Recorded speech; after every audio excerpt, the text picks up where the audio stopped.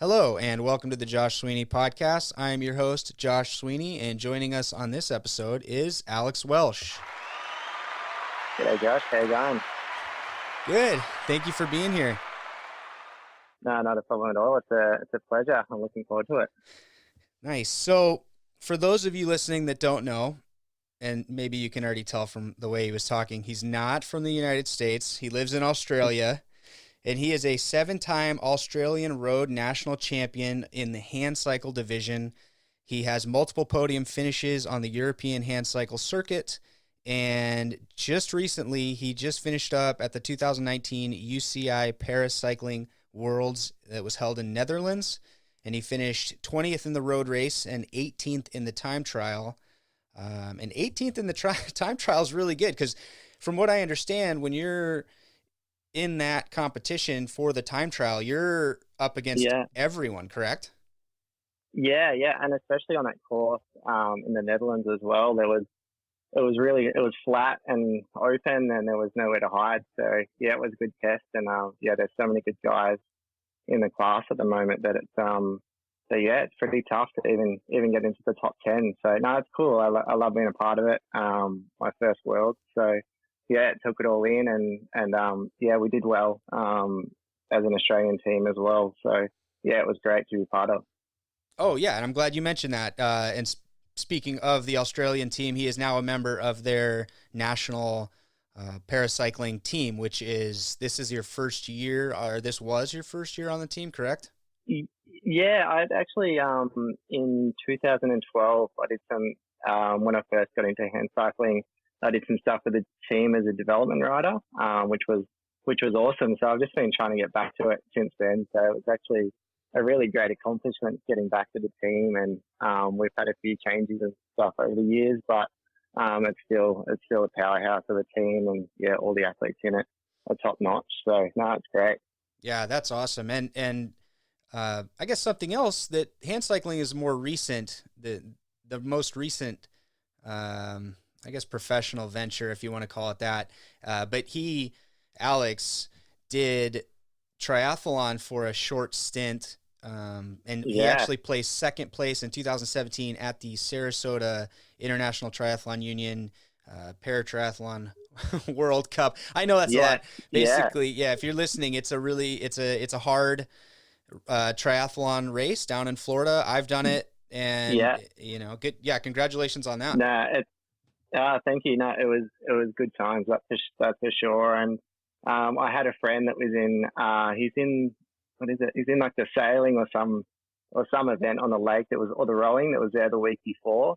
And he was sending me videos of alligators that were crawling in the water. So no, don't tell me that. I'll be back there for me, actually. I'll be back there for a race in like 2 months. Don't even tell me that. It's all good. No, I think he was friendly, so no, it's all good. But yeah, no, it's a crazy part of the world, and I was really fortunate to go there. So no, it was good, and yeah, short stint in triathlon. Huge respect to all the guys and girls that race in triathlon.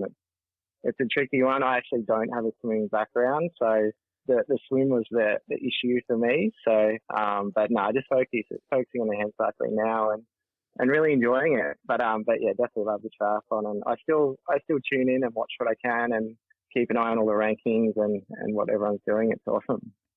Yeah, and here's something I think is funny, and it didn't really occur to me until I was on a long trip, is how long was your flight and your travel to get to Florida for that race that only lasted an hour and what was it, like 10 minutes or less than that? Yeah, I think so. What was it? I went Melbourne to Dallas, I believe. I think it was Dallas. So that's like 14 hours or something. I think it's one of the longest flights you can do. Jeez. And then into Orlando, I believe it was. So yeah, usually anytime we go and race from Australia, it's usually 24 hours of travel pretty much. There's no avoiding it. There's no quick hopovers anywhere.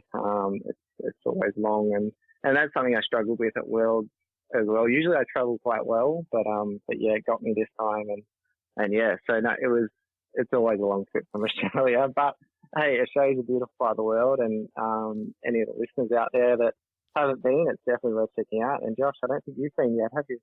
No, I haven't. It was somewhere I was always hoping I could get to, catching a free ride Yeah, with the military on a ship, but I was never yeah. that fortunate.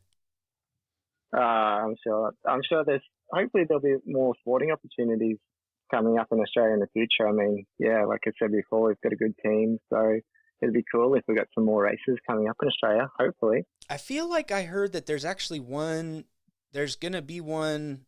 I can't make it. I probably wouldn't make the list anyway, but there's going Yeah, to be. it's in Tassie for the paratriathlon, and that's an awesome event. And but yeah, Tassie is a long way to go. Like, I mean, yeah, there's no easy way to get to Tassie. Yeah, you'd have to get to Melbourne, then it's either an overnight ferry or just a short flight. But yeah, there's nothing direct, and it's pretty isolated. It's cool though. Yeah. All right. Well, I'm sure we'll circle back to some of that stuff Yeah. as we go on. But so first off, I just want to start with what's it like growing up in Australia? Because I've never been, and I'm sure there's lots of people that'll hear this that have never been. Yeah, I mean, growing up in Australia, to be honest, from my experience in America, I guess like the language is the same, and yeah, growing up probably isn't too, like, it's not that different, I guess. For me personally, I grew up on a 365 acre dairy farm. It was actually an organic dairy farm, so yeah, my dad went around with just killed weeds and whatnot by hand, which was pretty cool. So we didn't use any pesticides. Wow. So yeah, it was a really interesting way to grow up, and it was in a small town called Dunbar, and I went to a school of about 60 kids. So it was pretty interesting. 60 kids, like And from when to when? so prep, which is like preschool to grade 6. So I think for you guys, it's elementary school. Yeah. So yeah, about 60 kids in total. And I was there until grade 4, which is about 9 years old. So yeah, that was really cool. And yeah, for me as a farm kid, I've got a younger sister as well that's 2 years younger. Basically just being outdoor kids. Like I got involved.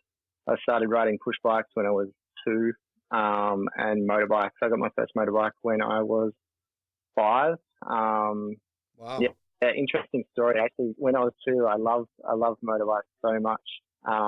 We'd have bikes on the farm, and I was there with my grandpa and dad, and they'd always be on and off the bikes. And I got a chance. I was on my own for some reason when I was 2, cruising around the farm, and I actually crawled up onto my dad's motorbike, and it fell on top of me, and I broke both my legs when I was 2. So that was an interesting story, and I don't even know how that came about, but actually, yeah, when I was 2 and I did that, I didn't talk before then, and once my legs were in casts, I actually started talking. So I don't know, if that didn't happen, maybe I wouldn't be talking. Right. I have a 2-year-old right now, and I think the reason you probably started talking is because you had to expend the energy as a 2-year-old that you had. So it all, instead of running around, it just came out your mouth. Yeah, that's it. Yeah, I think I developed a bit of arm strength at that stage too. I think I just used to crawl around, dragging my legs behind me in the car. So that was pretty interesting. But yeah, I think I don't know if I was a challenging kid. I just don't think that I could be stopped. I just wanted to get into everything, and I've actually got a nickname that my dad gave me called Squiggle. Basically because I'd squiggle around and he couldn't keep me still. So, yeah, and that name still sticks today. Just like with close family friends and whatnot. So it's a funny joke. Yeah. Yeah. I mean, sorry. Sorry, go on.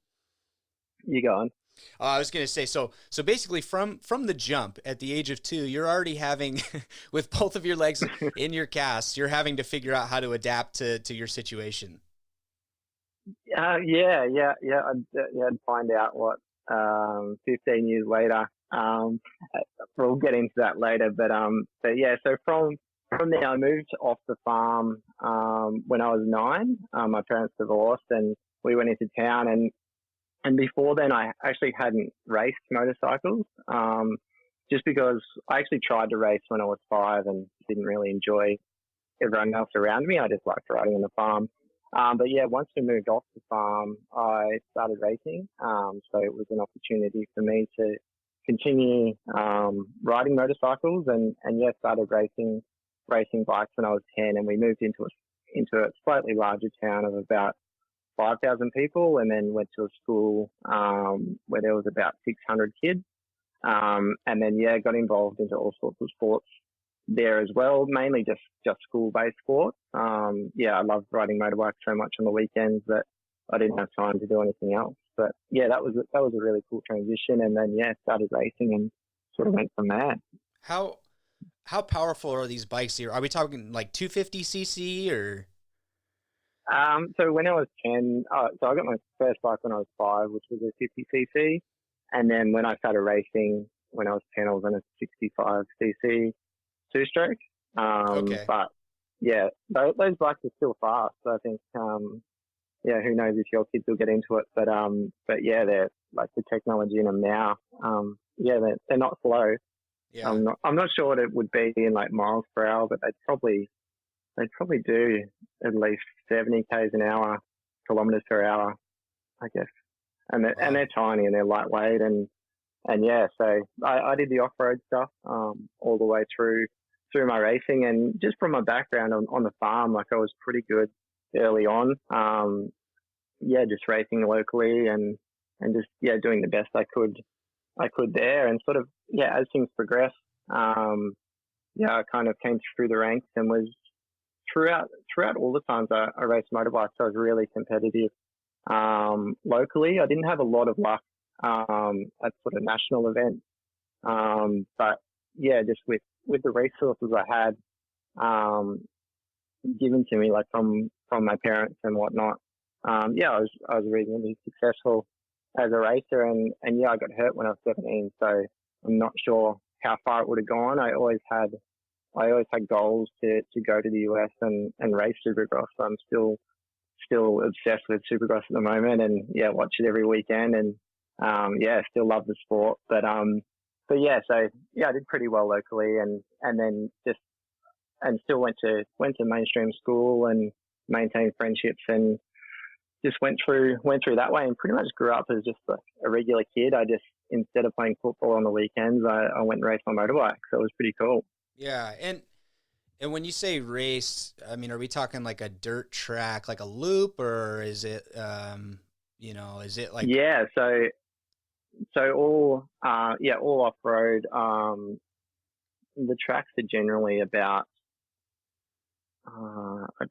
they're generally just over a kilometre long, which should be, or it might be, it might be just under a mile long, and they consist of man-made jumps, and then also bank turns, which are also man-made, and all sorts of different obstacles to get over as quick as you can. So yeah, it's one of those sports where you are like catching airtime and trying to get around the turns as fast as you can on mostly man-made tracks, as opposed to like enduro where you're going through the woods and trying to get to the finish. So yeah, pretty much all man-made stuff, and yeah, coming past multiple times per race. So anyone watching the race can generally follow you as you go around the track. Yeah. And usually there's about there's grids of up to 40 riders on a grid.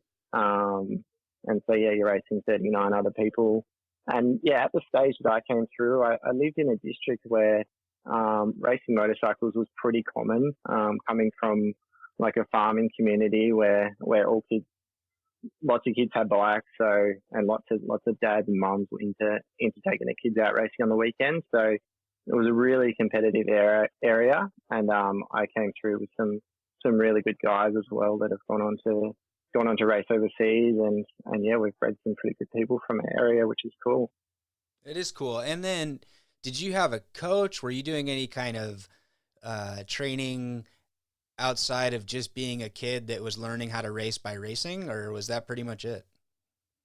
Yeah, I I had like coaches and sort of mentors going through. My dad, he worked he still does work in a local motorcycle and power equipment dealer. So I was connected with like local pros and stuff that I used to ride with, and then also coaches and just people that I was around. I didn't have a coach specifically, but yeah, I'd sort of do schools every now and then and sort of, I guess, develop my own style as well. And you kind of develop that from just studying pro riders. Like a lot of the times we'd be in Australia and we just watch guys race in the US or race in Europe, and then you go and ride in the paddock and basically just copy them. And that when I began that, and even for the following few years, and I think pro riders still do it now. They just try and mimic what the best guy is doing. And I mean, it's probably the same.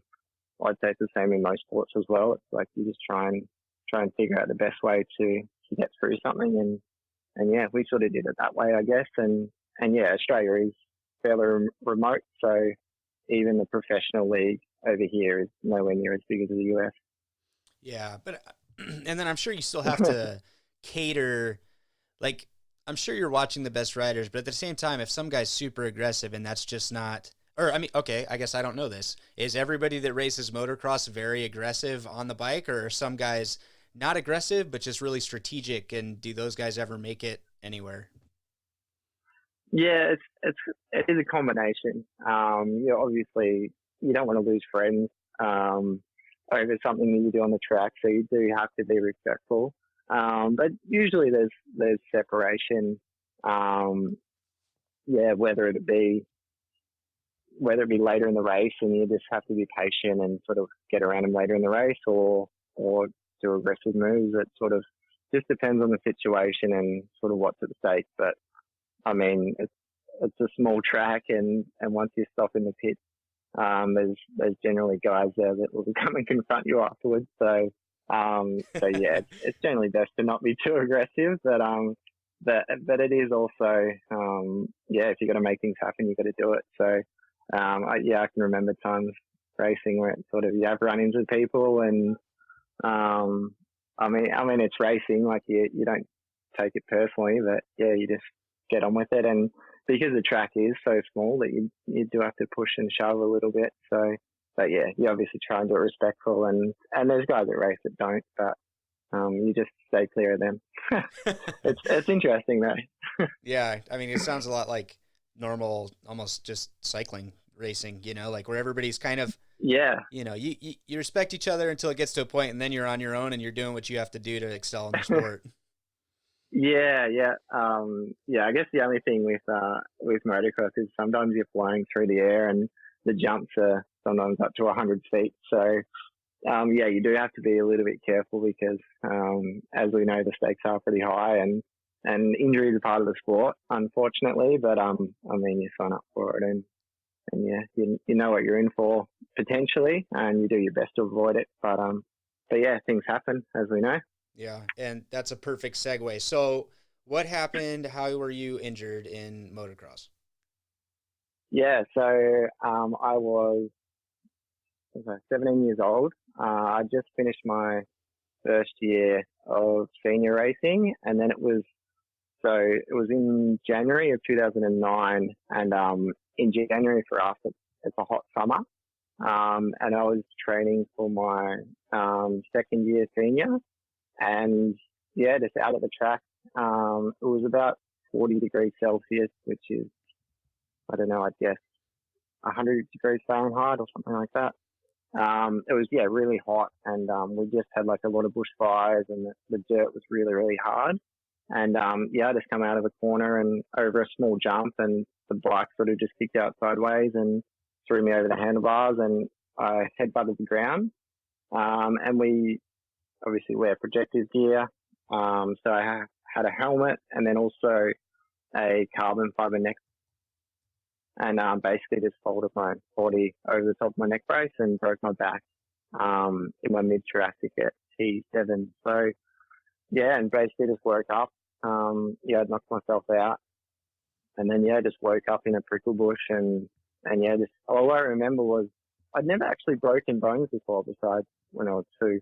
I just remember waking up and I couldn't sit up, and I'm just like, man, what's going on here? And I thought I'd like just broke my ribs or something, and I'm like, oh, I've never broken bones before, so maybe this is part of it. And I just like couldn't sit up, and then yeah, it just sort of, I guess, yeah, as things escalated. My dad and my best mate were there, and they come down and they're like, come on, like just sit up, and I'm just like, oh, I can't, and that's about all I remember, to be honest. I think from then on it was just yeah, it was helicopter and hospitals and all that sort of stuff to yeah, treat me. But yeah, I was in good hands in terms of the treatment and all that sort of stuff. So yeah, everything went smoothly that way. But I must say, it wasn't my biggest crash ever. I'd had bigger crashes, but yeah, this one got me, and yeah, never really broken bones before, and breaking my back was the first one, unfortunately. Yeah, definitely. What I sorry, I'm not so I was just thinking as you were saying that, I was kind of thinking like, man, I was having the Yeah, same stuff. Like when I got injured, it was kind of the same thing of like, whoa, what's going on? And then it was like, oh, yeah, like I'm hurt. And you don't really know the extent. And then like you know, similar nah, stories as far as helicopters and hospitals and whatnot. But yeah, yeah. It's just, I don't know if it's obviously the drugs and stuff they give you. It just all becomes a blur. yeah. And so But I think we're both thankful that it does become a blur. You can't remember too much from it. yeah, I you know, personally I just remember I was really tired. Like I was I wasn't trying to go to sleep, but I was like, "Hey, I'm going to go to sleep." And everybody around me was like, "Don't go to sleep." And I was like, okay." Yeah, no, So, it's crazy. And then so from then on, I spent 6 weeks in hospital. Just yeah, got my back bolted back together, and it was basically just pick up the pieces and move on. I always had um quite a positive mindset in terms of just, I remember just thinking just one thing at a time. Like it wasn't about, I wasn't really thinking like big picture stuff. It was just about, yeah, from laying in a bed to then getting up out of the bed and doing things. And I just ticking things off as I go. So like through hospital, I had to go to Melbourne into the city, and I think I just wanted to get home. So I sort of knew that I just have to tick boxes off. And one thing that put a spinal cord injury in perspective for me, I remember being in the hospital, and I was up late one night, just like eating lollies, which people brought in for me. And yeah, I was just mowing through a whole bunch of snakes and lollies and whatnot. And then the next morning, there was a guy across from me. He was like a C2 or C3 complete quadriplegic, so he couldn't shrug his shoulders or breathe on his own. And once he got his ventilator in the next morning, he said to me, he's like, "Hey Alex, you could have thrown me over a snake last night, or a jelly snake or whatever it was." And then that put things in perspective for me, because I mean, this was a guy who got injured playing football, and he couldn't shrug his shoulders, or even without the ventilator in, he couldn't even speak to say, "Hey, Alex, can you throw me over some lollies?" So from then on, it was just like, yeah, I couldn't move my legs. But I mean, I don't mean to compare myself to him, but I sort of found myself fairly fortunate in terms of, yeah, in terms of being able to get on with things, just because I still had so much going. So I'm sure you probably had similar situations as well. yeah, a lot of post injury I guess yeah, like you're saying like perspective kind of uh mental adjustment. I don't even know what to call it. We'll call it mental Yeah, adjustment to be able to work through some of it is a lot of I felt like a lot yeah, of it came crazy. from seeing less people with less function or less or there's certain more difficult circumstances being positive, and then Yeah, you're like, oh well, I don't have anything to complain about. yeah. And do you know what the crazy thing now that I realize is that every single person has problems. I think that for you and I, you can pretty much just see what our problems are. Um, Whereas like there's a lot of people with kidney problems that you don't see. I mean, Yeah. yeah, people seem to be going just fine, and it's like, yeah, I think the biggest problem for me is that I can't walk, but anything else, it's just like, all right, let's get on with it and keep going, pretty much. And that was my attitude, yeah, right through. And so yeah, I ended up spending 3 months in rehab, just learning pretty much everything all over again as a 17-year-old. But I guess the biggest challenge was when I went home. So I think that for me was really hard. Yeah, just not being able to ride the motorbike anymore. And then just like getting around, and my mates and stuff were all amazing, but it was just different. So, and one of the biggest things for me was getting back involved in the sport. I think that was something that I'm really, really fortunate that I was able to do. And living in a regional community where wheelchair sport isn't commonplace, it was a bit of a struggle. But I was linked in with a guy called Richard Coleman. He was I think 2-time Paralympic gold medalist in athletics in wheelchair racing, and he lived 2 hours away and got me involved in wheelchair racing. And I just drive over there once or twice a week and just go and train with him.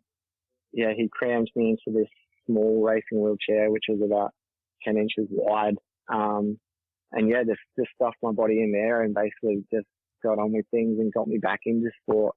It wasn't, yeah, I mean, I had ambitions with high level stuff, but it was just about learning the simple things of sport again, and just trying to test my body and figure it out. So, but yeah, in doing so, it just sparked this thing in me where I just wanted to be better, and it basically just got the wheels turning in my life again. That's awesome that you had someone so close and willing to help you. I feel like a lot of times in this, I guess we'll call it para sports, disabled sports. I don't know what you want to call it, but either way, Yeah. in this sporting community, I feel like that's what it takes, is having somebody that's kind of been through it, had maybe a mentor of their own, knows something that you might enjoy doing and says, hey, let's go do this. And then you try it. And if you like it, great. And if not, then you tried it and it might be something you want to go back to later. But honestly, like that's what happened with me. That's what happened with a lot of people I know that have been very successful in sports and life and whatever after being injured. But that's and that's crazy. It's such a remote area that you had him not, far away. Yeah. I mean, I guess now as well, like with social media and stuff, it does, I think, make that stuff a little bit more straightforward. And yeah, in 2009, it was kind of before all that social media stuff. So I was really fortunate to come across Richard and a really successful guy. I actually came across him I just went through like a state sporting agency to try and get some sort of like a racing wheelchair or a basketball chair or something. And I actually turned up to like a come and try day, and the guy just like didn't have anything for me and just wasn't very organized. And Richard was actually racing a marathon that morning, and he came across and introduced himself and basically just took me under his wing. So I was really fortunate because, otherwise I would have been left scrambling a little bit. But yeah, at this stage as well, I actually got involved in racing go-karts just because from a motocross guy, that was the next thing to do, right? Yeah. That's awesome. So yeah, I raced go-karts for a couple of years early on. And a couple of my motocross mates, they got karts as well. And we sort of got like right into it. It was pretty awesome. And I just, I had to contact like the local clubs and just be like, hey, do you mind if I race on just like racing hand controls and whatnot? And they were like, yeah, sure. And just like gave me a license and yeah, raced go-karts for a while, which was so much fun. That's really I had cool. like a 100cc go-kart and then also a 125. So I got pretty into it, which was cool. But I think the reason I didn't pursue it further is I just wanted to explore my body. And I guess coming from motocross where it's like 60% athlete, 40% bike, in go-karts, it's pretty much 10% athlete 90% cut setup. So a lot of it has to do with setup, and I'm just like, look, I want to test my body, and then getting involved in the wheelchair racing early on, and then living 2 hours from Richard. And I lived in a pretty hilly area, so I couldn't push my racing wheelchair up any of the hills. There was pretty much nowhere that I could push it. Which is why I got the Handcycle, because it had gears and I could ride around my local roads. And I'd actually done a little bit of cycling as a motocross racer as training as well. So I just got involved in hand cycling, and I haven't looked back. I loved it ever since. That's cool. And actually, for anybody listening to this that I just looked him up because I was like, I got to see who this Richard Coleman is. I never heard him before. And he's actually a 4-time Paralympic. He went in 2004. Now I've offended him. Yeah, right. Oh, I mean, I figured I better come on and tell him and, represent him in case he listens to this. Yeah. But no, 2004, 2008, 2012. I'm missing something here, but yeah, I think he went to Rio 2016. As well. There it is. And so you had, probably the best mentor you could get at that point. Yeah, really, really fortunate, and also friends with guys like Kurt Stanley and all the who's who of like Australian Paralympic sport as well. So no, it's awesome, and just a guy with so much experience, and I met him, and it's just like, he's like, I'm Richard, do wheelchair racing, and it's just like, I'm off to race in Switzerland next week, and I just got back from London or wherever he was, and he travels all over the world. I'm just like, what the hell? This is insane. It's so cool. Yeah. So for anybody that's in that position, that's been to a couple Paralympics, if you're listening, when you see somebody, help them out. They need it. Yeah, that's it. And just it's always good to give back, and that's what I find. Even the best guys give back, and like yourself doing this podcast and talking to people and helping them and doing what you do, I'm sure it's all the same. Where I think if that's the cool thing about Paralympic sport is the people. That's pretty much what makes it. It's not always about the competition and all that as much as it is important. The most important things are people and the relationships and all the people that you meet along the way. For sure. So, okay, let's get back to you more. Right? I feel like we're doing something about Richard here, but no, that's right. That's right. So you tried out wheelchair racing, and the only reason you stopped was because it was just you didn't really have a place to go, right? Like you couldn't. Well, I couldn't push up my street. Yeah, right. Yeah, that'll put a damper on that. And so, and I didn't have an athletics track in my local town either, which was I guess probably a barrier, especially early on.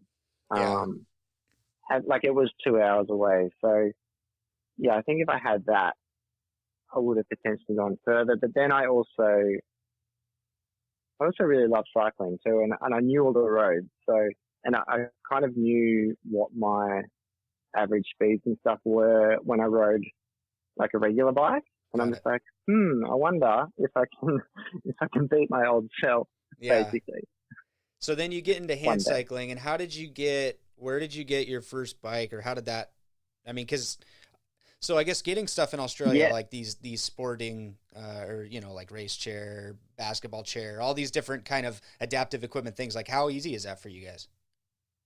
Yeah. So, I'm lucky to be pretty well supported, with things in relation to my disability. So I was, linked with a supplier that does top end products, and just went through the steps and got everything ticked off to get a Handcycle through them. So I got a top end Handcycle, which to get stuff in Australia it does take a little bit longer. So I actually had that ordered pretty early on, like from leaving rehab, just because I'd actually saw people like David Bailey do like the Kona Ironman, so I knew sort of about Handcycles a little bit just through, like, I guess David being a motocross guy, and just seeing what he'd done, I'd sort of and that was kind of my reason for the wheelchair racing as well. I'm just like, oh, David Bailey can do that. It's like, oh, maybe I could do that as well. I didn't know. I actually know David personally now. He's such a legend. But yeah, I'd actually seen a little bit of his stuff, what he'd done. So yeah, I didn't know of hand cycling a little bit, and then the wheelchair racing as well. So yeah, I got the bike pretty early on, probably 4 months after leaving rehab. I think I got the bike, and yeah, just went from there. I used to have to drive down to the flat roads because I couldn't ride from my home because I still just wasn't strong enough, and basically just got out there. I did like a few rides, but I wanted to race. Like that was part of it as well, because I mean, just riding the bike's great, but it's like how good are these guys? So Yeah. there was a little series in Australia, which was actually quite good back then. And it was actually in Perth. So that's like a 3-hour flight. And so my dad and I just put the bike on the plane and packed our bags, put the bike on the plane and went over to Perth, and I did my first race, and again, just met more people involved in the sport, asked them questions, and I don't even know how far I went in my first race. I definitely finished last though. I got spanked. But no, it was really cool, and yeah, it was a long way from home, and didn't really know what we were doing. And I travelled, I think once before in the chair. We just like went on a holiday or whatnot. But yeah, it was definitely interesting, the whole travel part of it as well. And I really just made it happen. I didn't really have any plan. It just rocked up and made it happen. So I wasn't stressed about it. I'm a really easygoing guy, and it just worked out. So yeah, that was really cool. And that's one thing that I suggest to people as well, getting into sports, is to just have a go and meet people and turn up to the race, even if you just watch and ask questions. I think that's really cool. Yeah. I mean, I feel like I kind of was in the same place when I started traveling for different sports or doing different things, where you're like kind of nervous and not, you don't know what you're doing, and you're thinking, it almost feels like you're leaving the nest for the first time in your wheelchair, and you're like, I don't know if I want to do this. And then you go and you're like, what am I worried about? This is fine. Yeah. And then that kind of led, there was like that little domestic series. So that was in 2011, and I think there was like 3 or 4 races. So I went and did each of them and progressed a little bit each time, and yeah, just sort of went from there, and it just got things going, and yeah, I was really enjoying it, and then with my first overseas trip in 2012, it just, I guess, just cemented things for me. I was still really new to it and new to the whole thing. And at that stage I was 19 or 20. So I actually had an under 23s UCI license for cycling, which was in comparison to all the other guys that I was racing.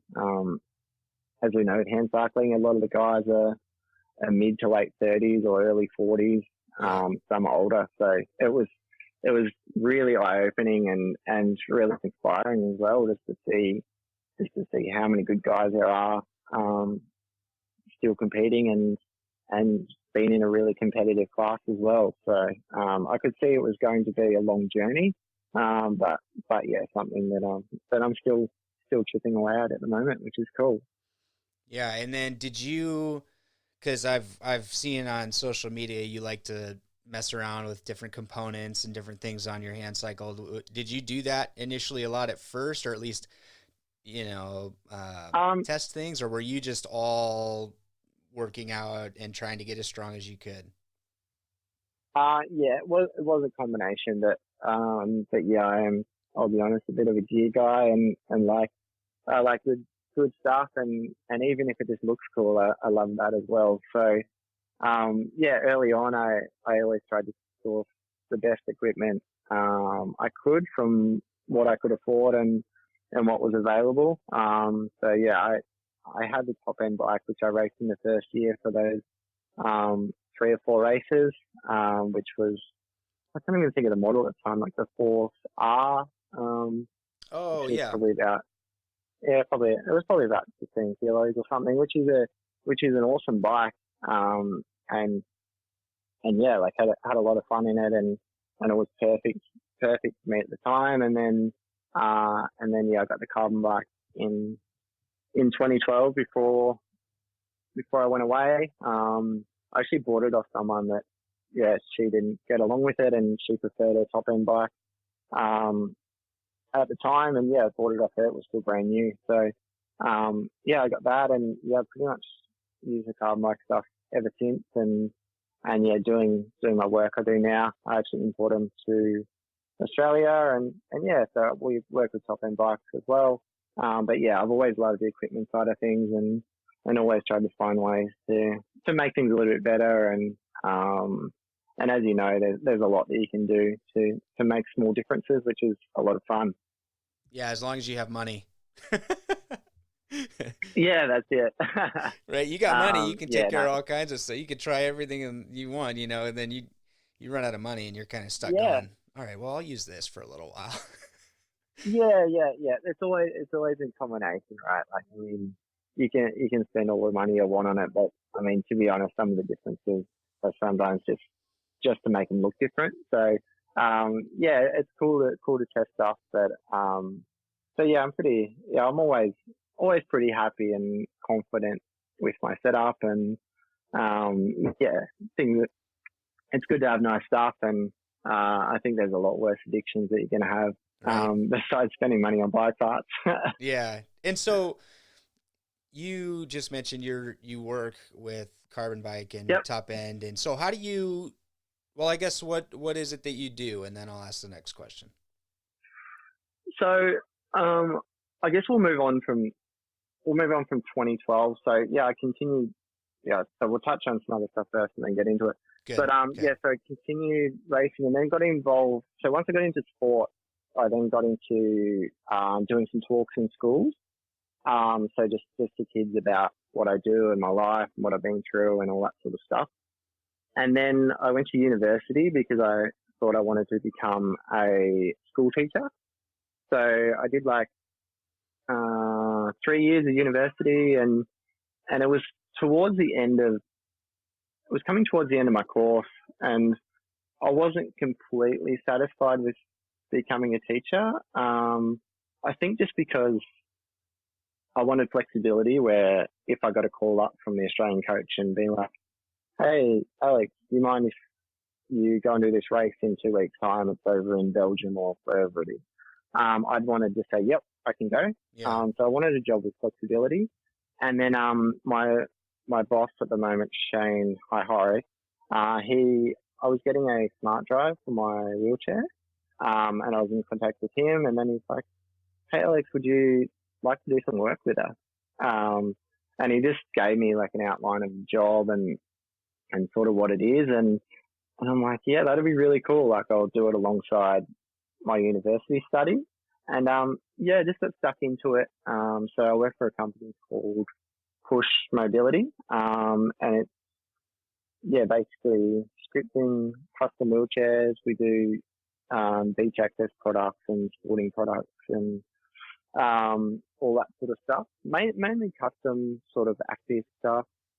And then just got stuck into the job, and after about 3 months, I'm like, oh, this is pretty awesome, and wanted to do more hours. So I deferred from university and just started doing this, and I really, really enjoy it. And yeah, I'm fortunate to work for a really, really good company. We're only a small team, but yeah, we just try and do the best with the products that we have and the customers that we work with. And yeah, it's something that I really enjoy, and it's a really, really good industry. And full of lots of great people as well. So it's great to work for Push and to get great products into Australia as well. I know when I first got started, it was pretty limited in terms of what equipment that I had access to.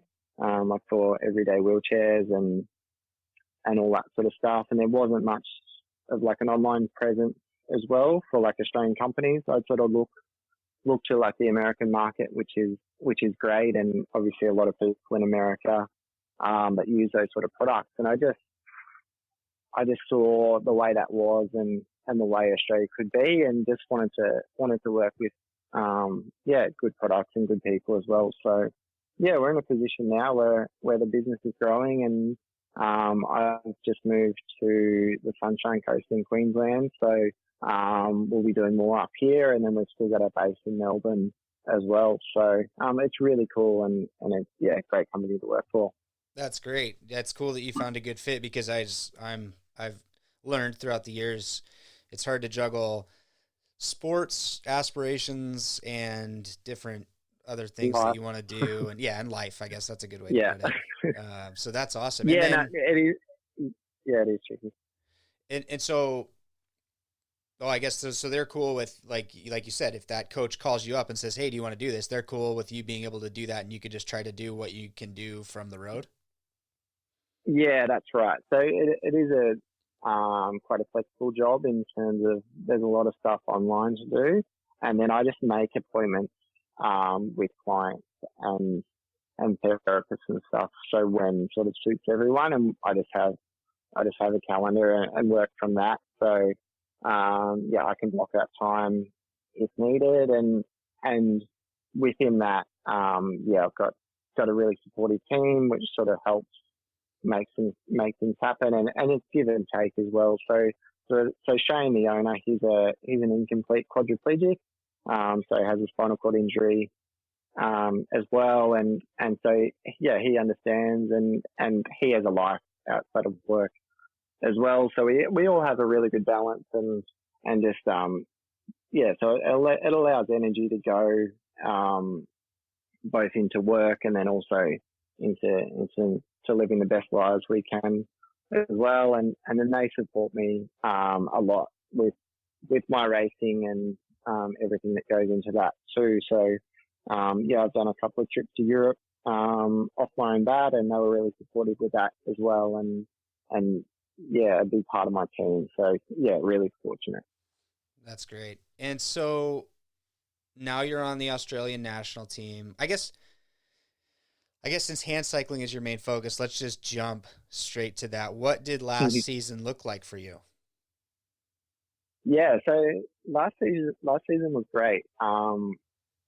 The where are we at now? I'm getting confused with years now. In 2020. So in 2018, I went to Europe off my own bat. I went completely solo on my own, and just entered a couple of races.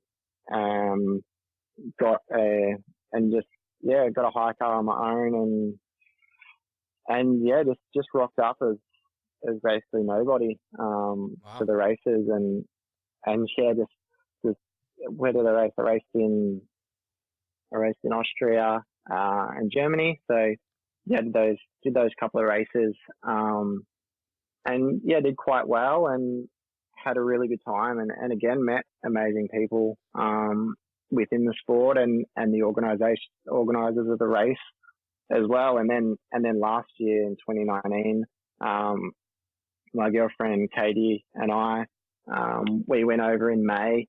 Our season starts with nationals in January, which I'm working towards now. Did quite well at nationals. I won the road race, and then actually had a mechanical in the time trial, which I was leading, and DNF the time trial, unfortunately. And then we had another C1 race, which I won that, which was on the same course the following day. And then, so was in Europe in May, and pretty much did the same races again. And, it was really good. Just, traveling around with Katie. I raced a race in France, finished on the podium there. I actually first won the time trial, and then later more results came out, and I actually finished on exactly the same time as the guy that they put first.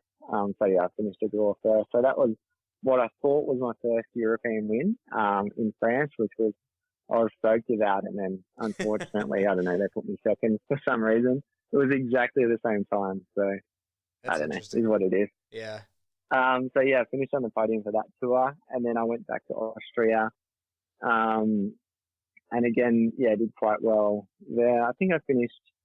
I got a couple of podiums. I think I finished fourth in the tour there, but yeah, did some good races, and then also raced in Germany, and I finished third in my class in the time trial there, and I think fourth in the road race. Nice. But yeah, I raced against Dico Merklin that won the time trial at Worlds in September, and I was only about a minute off him. So it was, yeah, I guess it gave me a little bit of confidence just to see sort of where I was at, and he's obviously a top level guy, and he smashed everyone in the time trial this year. So yeah, I guess it gave me some good confidence, and then when I was overseas, I got selected for the team at Worlds. So it had been a pretty long season already. I'd sort of been training since September the year before, and it was towards mid-June. So yeah, I'd been going for a while, and then I just kept the training going until September towards Worlds. And yeah, my first trip with the team, and it was a completely new environment from being a guy that did a lot of stuff on my own. So there was a bit of adapting to that, and just trying to learn, and trying to set, I sort of was setting my ways in some points, and trying to just not focus on that and embrace the whole team environment. And I unfortunately got sick on the way over, and it was pretty sick leading into Worlds, and just I'm not really sure exactly why. It's just, I don't know, things happen. It had been a long season, and then raced for time trial, and did the best I could with the sickness and whatnot, and was still satisfied with my performance. And it was just like I said at the beginning, it was a race where there was just nowhere to hide, and it would have been nice maybe if there was a few more hills. I'm a bit of a lighter weight guy, so but it was pancake flat, and so it was it was, if you had any weaknesses, it definitely showed. But again, it was just cool to get the experience under my belt, and then for the road race as well, it was pretty much just hang on and do what I could, and it was actually really nice. So there's lots of great guys in the bunch, and from my racing overseas and stuff, it was nice that a few guys knew me, and it's so I wanted to get into any of the packs and stuff. It was everyone was so good about it. So it was really cool, and just banking that experience, and just want to stick at it. I think now I'm 28 years old, and I've got a pretty good window to do some good things, I think, in the next 10 years. So I'm really, really excited, and healthy and hungry and happy, and everything's going well. And you have a race coming up very soon, right? Yeah, in 5 days. So we've got our nationals, which is on in the middle of summer. At the moment, there's bushfires all over the country. So for me, where I am, it's not too bad. But down south, which is where the race is, I think that's okay as well. But it's super hot. And they've sort of developed a bit of a Tokyo style course. So just in terms of corners and hills and all the things that the Tokyo course is going to present. And then it is a bit of a gauge on where things are at in terms of the team towards Tokyo. So it would be nice to do well there. I think my chances at Tokyo are pretty slim, which is completely understandable, just with the amount of spots we've got and so many good guys on the team. I think we've got about 4 or 5 male world champions on the Australian team, and only so many spots. So I'll give it a good crack and sort of see where I end up there. We've got a really good guy in H4 and another good guy in the H5 class. So it's always a good benchmark to compete against those guys as well, and just to see how close I can get to them. So that's always a goal, and just to see where things go. And yeah, hopefully I'll be good to get another 2 national championships. We also have a UCI race. So I race on the Wednesday for the time trial. It's like 24 Ks. And then there'll be another, I think it's about a 22-kilometer time trial the next day for the UCI race. And then 2 days later, it's be wrong here. I think it's about a 45 K road race. So yeah, but the main focus is that first time trial, and then see what happens after that, and just have some fun. Nice. And do you still, so I don't remember when it was from, but I found this article, this interview that you did with Zwift, the online, Mm-hmm. Yeah. Yeah. Trying to think of how I would explain it. So for anybody listening, yeah, online training cycling platform program. Yep. Yeah, so you have a computer or a phone in front of you while you're cycling, and on the screen it shows you riding a bike, and as hard as you pedal is as hard as that guy goes. And so do you still use that for your training? Yeah, yeah, I use it quite a lot actually. Probably, at least 3 days a week. Even in the summer and that as well, because I mean, it's so good that you don't have to stop at stoplights. I think that's the best part of it. Right. And how did you get hooked up with Zwift for them to do an interview with you? What did I do? I think I did. I actually have been on Zwift since it was in like beta, so really early on. Okay. And I'm just like, this is such a cool platform, and I forget how it happened. I think it was like, because I've always had like Handcycling in my name. So I guess like riding around the beta course in its development, I think they like saw me on there and contacted me, and I think I had a chat with one of the Zwiftcast guys that do like the Zwift podcast, and they're just like, oh, like how's it all work? And I'm just like, oh, I just put my Handcycle on and put in my weight and away I go. And they're like, oh, that's awesome. And then yeah, as this progressed, it's like we do races and more courses and all that. So I can't even think of how many miles I've done on there now. It's a lot though. I'm at like one of the top levels on there. But yeah, it's so good. Like yeah, like you yourself has the Wahoo ticket trainer where we've like both like adapted them upside down so they fit on our Handcycles, and I don't know, it's really convenient and it's nice. You just put on a set of cycling mix and you just go. It's good. You don't have to worry about lights and flags and drivers shooting at you. It's good. Yeah. Maybe listen to a podcast, maybe the Josh Sweeney podcast. I don't know. Yeah, I think so. Yeah, no, I did that this morning with the guest about the winter sport. So no, I did that, and yeah, as things progress, I think you'll have some cool guests on there, and I'll be tuning in. It's going to be good. That was a horrible plug, but Andrew Kirka actually hit me up because I put that thing on the Instagram asking if anybody had any questions. Andrew Kirka, he hit me up, the one that was on the guy that was on episode 1, and he was like, ask him why he picked such a hard sport. So that's a question for you. Why did I pick such a hard sport? I guess like from my background, I've never been a team sport guy. No offense to all team sport people. I think team sport is amazing.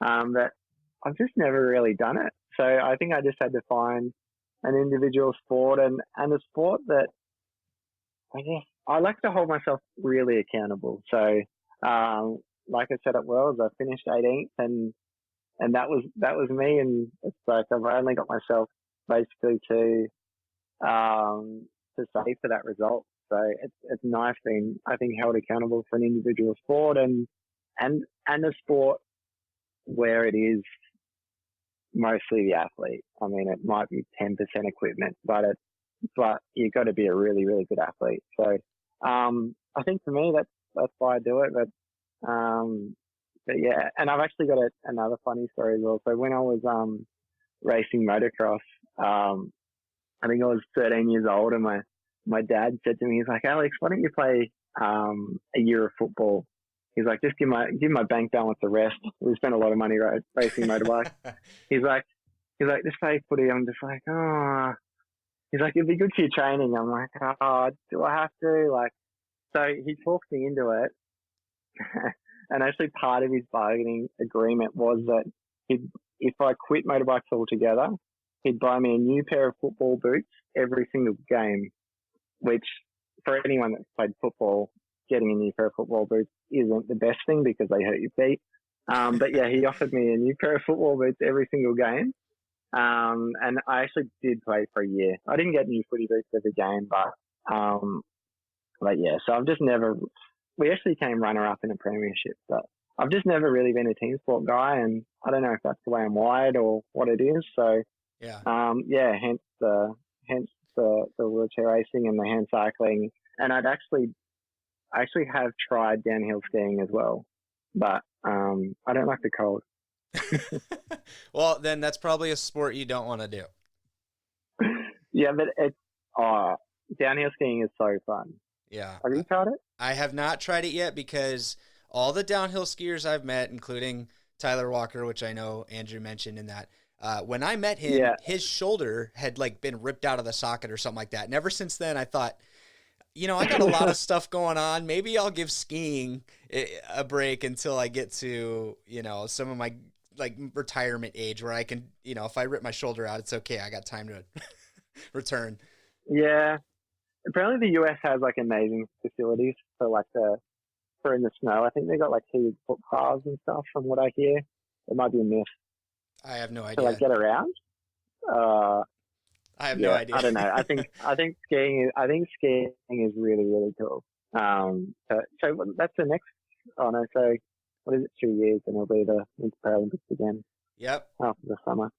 Yeah. So then you're making a push for 2020 Paralympics, and it's just a matter of, I guess, explain that, because I'm sure when you said that, it's slim picking between the guys that you have, how does that process work? So as far as you making it over the other guys?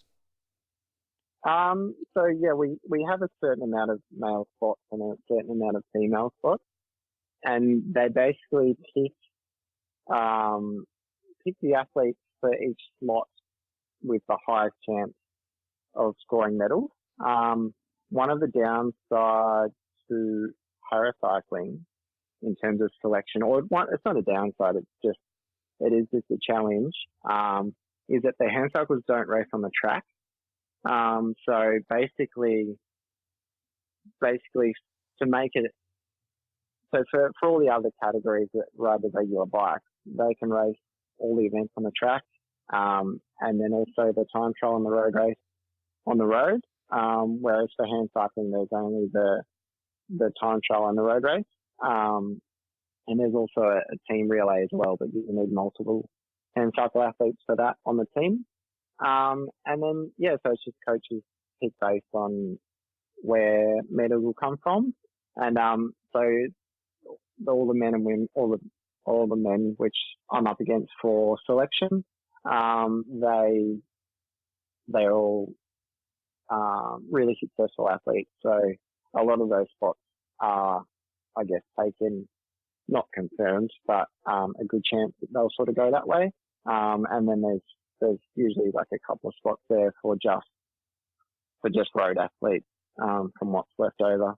So for the other guys, they race in the velodrome and then also on the road, whereas we just race on the road. So it's harder to get picked, so there's not as many spots. Got it. And is that clear enough? Yeah, no, I think that was explained perfectly. Yeah. And as far as something else I thought of while you were talking about traveling that I thought maybe people would be interested in is, so a hand cycle is this big, 3-wheeled metal frame. Yeah. How do you personally find you can travel around all these countries? Like, what's the easiest way that you've found to be able to do that? It's like a big long train. And I mean, I'll explain from my perspective, but just for the listeners, just to think of Josh's perspective with 3 sports and all that goes into that. So it's what I travel with, and then you've got plus a racing wheelchair and whatever other swimming stuff you bring as well. Yeah. So for me, I pull my bike apart and put it in. I use like a surfboard kiteboard bag, and it's got some small wheels on it. So my bike fits into that. I strap a wheel bag to the top of the bike bag. I cram as much stuff into that as I can, and then so that I hold at the front of my wheelchair, and then I just have a clothes bag, which or a luggage bag that clips onto the back of my wheelchair, and then I sort of tow that around, push the bike and the wheel bag in front, and then I usually have some sort of power assist device in my chair that sort of helps me get through the airport and that sort of thing. And my girlfriend is amazing too. She gives me a hand whenever she's traveling with me as well. So, and then it's just about, so when you're traveling on your own, it's just about being polite and asking people for a hand when you need it. But for the most part, I'm pretty self-sufficient and can get around just with, the type of equipment that I have and choose to travel with. And no, it all works pretty well. So, I've done 2 trips now to Europe now, traveling around with portable hand controls as well. So, I don't necessarily recommend them, but it is what it is, and you just work out ways to do things. Got it. So the right luggage, a girlfriend, and portable hand controls is the way to go. Yeah, pretty much. Yeah. Yeah. I mean, yeah, like anything's possible, right? And I actually find things that if you are on your own, like things that come apart. So like my wheel bag comes off my bike bag, and pretty much each bag I can lift on my own. So I actually see guys that travel with like massive boxes. They can't actually, like, if they're stuck on their own, they can't actually lift it on their own. Yeah. So I actually find things that like clip and unclip. So with my bag, the back of my chair, that has like an additional bag that clips onto that as well. So it's like if you need to load things into a hire car, you just unclip everything, spread it all over the ground, and just lift things up one by one, as opposed to one big box with everything in it that you can't pull apart. So I don't know, that's what I do. But yeah, it seems to work, and it gets me from one side of the world to the other, and so it's awesome. I love the life that we get to live, and the places that we get to see, it's unreal. Where is the coolest place, or where's the coolest place that you think you've been so far that you like the most, I guess? Easy. Switzerland. Oh, cool. I was just there, so that's awesome. Yeah. I mean, Austria is on par as well. Actually, no, it's not as easy as I say. I'd say actually Austria because it's cheaper. Switzerland's expensive.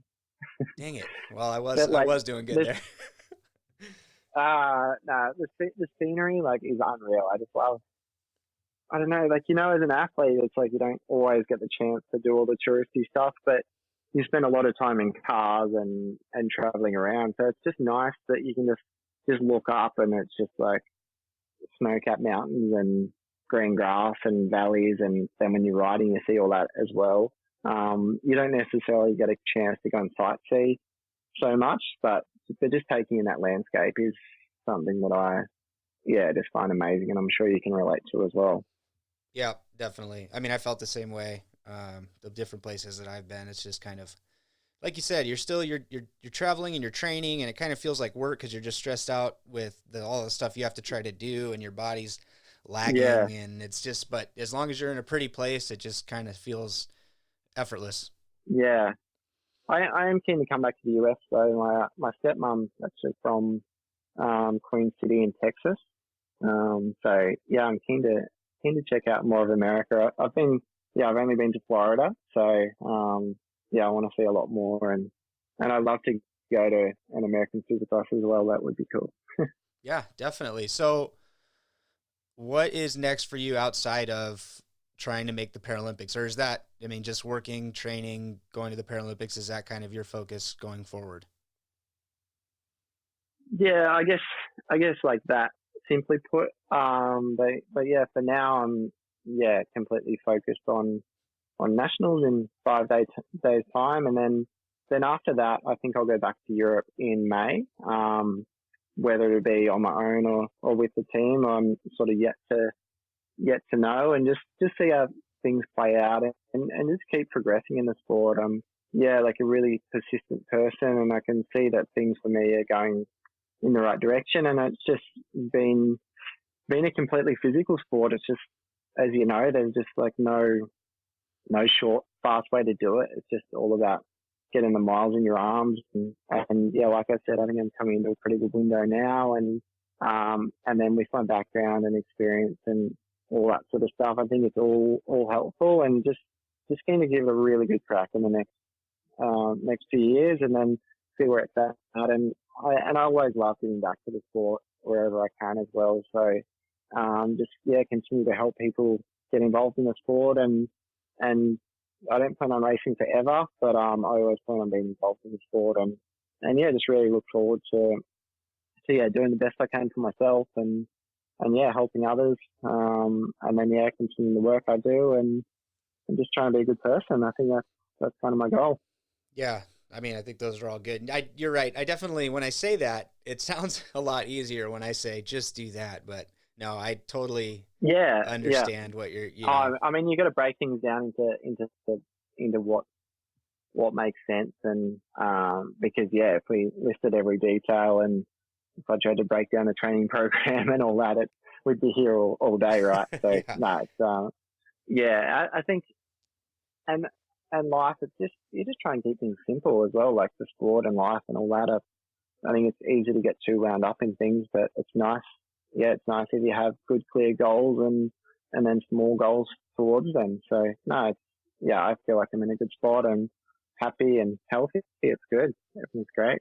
Nice. So something else I just thought of. I have a couple guys that I talked to that were excited for me to have you on here, and I know they're total gearheads as far as tinkering. What have you found with all of your tinkering that made the biggest difference?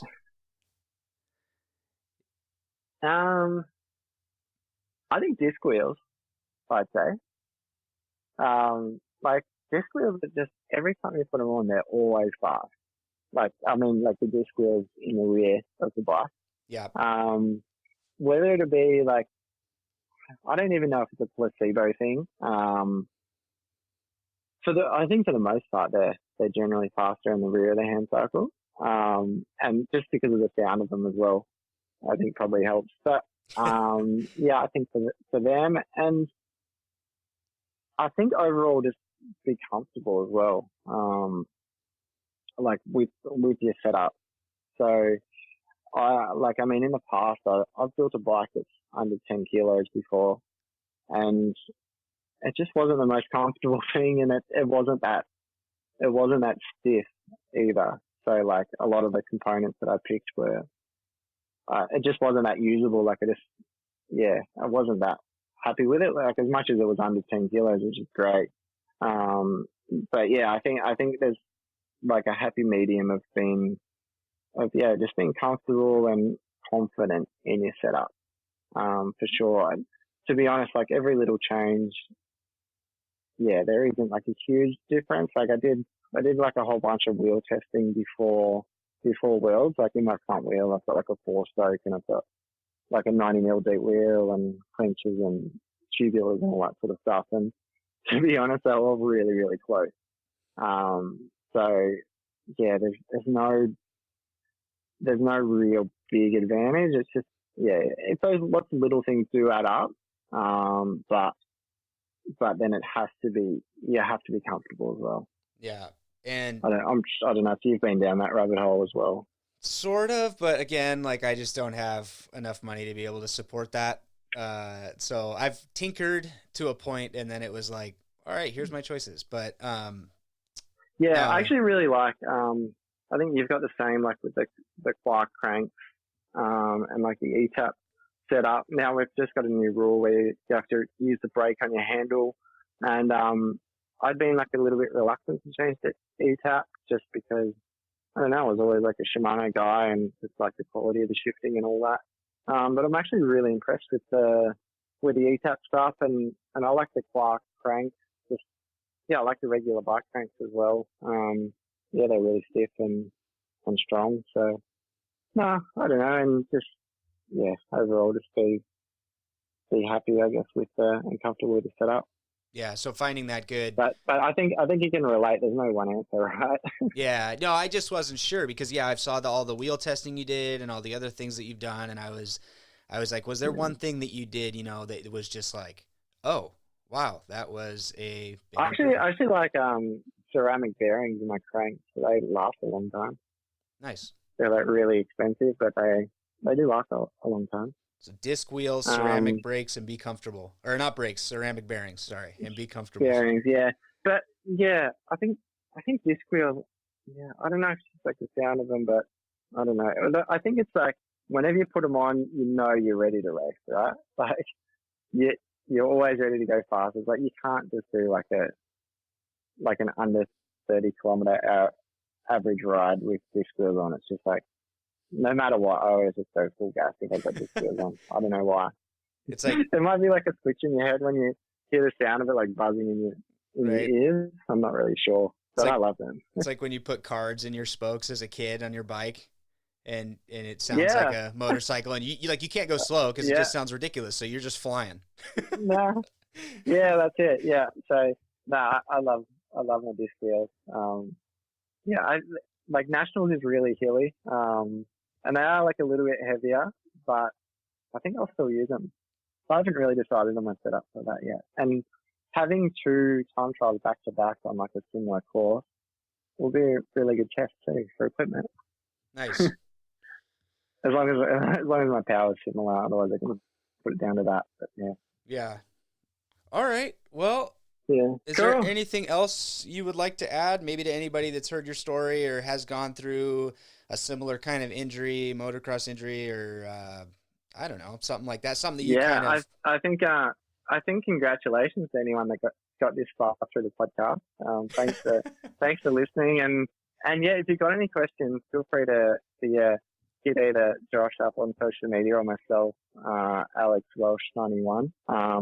But yeah, like I say, happy to help. All sorts of levels, and just thanks to everyone that has been part of the journey and has created the stories to get to where I am. I mean, yeah, I'm really thankful for the people that I met along the way, and and everyone involved. It's been amazing. So looking forward to what's to come. It's good. Perfect. Well, Alex, thank you again for taking the time to be here. And to all of you that took the time, to listen today, we thank you. If you enjoyed this episode, make sure you subscribe to the Josh Sweeney podcast so you don't have to worry about missing the next one. Until next time.